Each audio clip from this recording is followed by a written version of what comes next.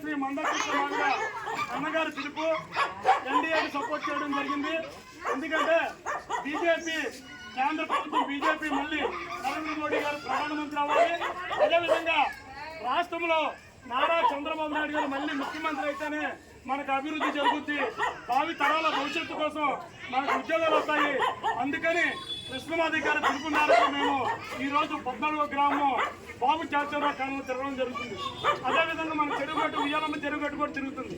ఈ 5 ఏళ్లలో ఎట్టి పరిస్థితుల్లో ఎవరు కూడా అధికార పార్టీ వాళ్ళు ఎవరు కూడా అభివృద్ధి చేయాల. అది గుర్తుపెట్టు 10 రూపాయలు కూడా వర్క్ చేయాల. అది గుర్తుపెట్టుకోవాలి. ఎందుకంటే స్వర్గీయ బడేటి బుజ్జిగా రాయంలోనే ఈ లైట్లు కానీ స్తంభాలు కానీ ఈ రోడ్డు కానీ వేయడం జరిగింది. దయచేసి అందరూ గుర్తుపెట్టుకోవాలి.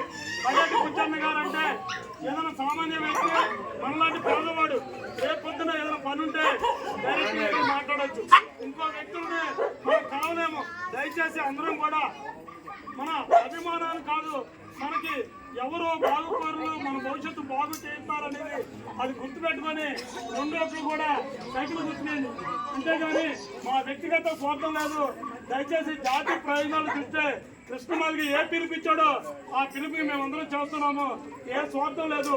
బడేటి చంటి గారు దళితుల పక్షపాతి. అదేవిధంగా ఎస్సీ ఎస్టీ బీసీలు పెద్దపీట చేసిన అతని కుటుంబం ఏదైనా ఉందంటే బడేటి కుటుంబాన్ని తెలియజేస్తున్నా.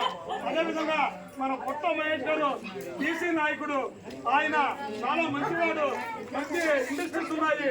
మన యువకులకి ఉద్యోగాలు కావాలంటే ఆయన ఇండస్ట్రీస్ తీసుకొచ్చి ఉపాధి అవకాశాలు కల్పిస్తారని మీ అందరికీ సజంగా కోరుకుంటున్నాను. 2 ఓట్లు కూడా సైకిల్ గుర్తుకేసి మనందరం కూడా చంటి గారిని అదేవిధంగా పొట్ట మహేష్ యాదవ్ గారిని అత్యధిక ఓట్లు మెజార్టీతో గెలిపించవలసిందిగా పేరు పేరున కోరుతున్నాను. మిత్రుల అమ్మ తల్లి, ఇది వ్యక్తిగత విషయాలు కాదు. గవర్నమెంట్ కూడా రేపు రాబోయే చంద్రబాబు నాయుడు ముఖ్యమంత్రి గారు కూడా సూపర్ 6 ప్రకటించడం జరిగింది. ఎందుకంటే గృహిణులకి 3 సిలిండర్లు ఉచితంగా ఇస్తున్నారు. అదేవిధంగా ప్రతి విద్యార్థికి ఎంతమంది విద్యార్థులు ఉంటే అందరూ కూడా 18,000 చేసే పరిస్థితి ఉంది. దయచేసి అర్థం చేసుకోండి. అదేవిధంగా బస్సు కూడా ఫ్రీ పాస్ ఉంది మీ అందరూ కూడా లేడీస్కి. చంద్రబాబు నాయుడు గెలిస్తేనే మళ్ళీ వేరే వాళ్ళకి వెళ్తే ఈ రాష్ట్రంలో అరాచక పాలన వస్తుంది.